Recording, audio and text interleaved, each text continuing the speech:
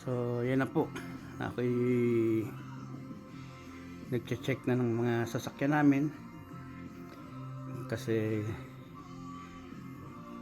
winter just around the corner, so kailangan ma-check mo yung mga condition ng sasakyan mo para hindi ka surprise pagka at saka maiwasan na tumiri ka sa gitna ng daan dahil napakahirap pagka winter.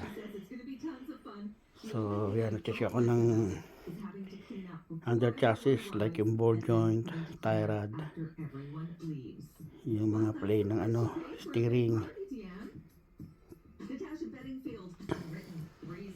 at saka gumagamit ako ng full synthetic, 100% synthetic sa pag winter yan,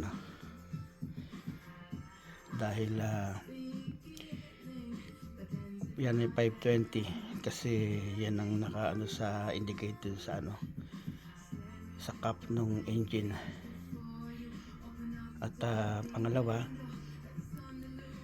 maganda to kasi pag winter masyadong malapot yung langis dahil sa sobrang lamig, lumalapot siya. So maganda siyang pag nag-crank, mabilis siyang mag-crank yung hindi agad na yung baterya mo, lalo pagka ang baterya mo ay luma, medyo nasa gitna na, monitor yung pagpapalit ng battery. Ito na malaking bagay ito. So yan, nagawa kayo yung ilalim, kung makikita nyo sa ilalim, ayan.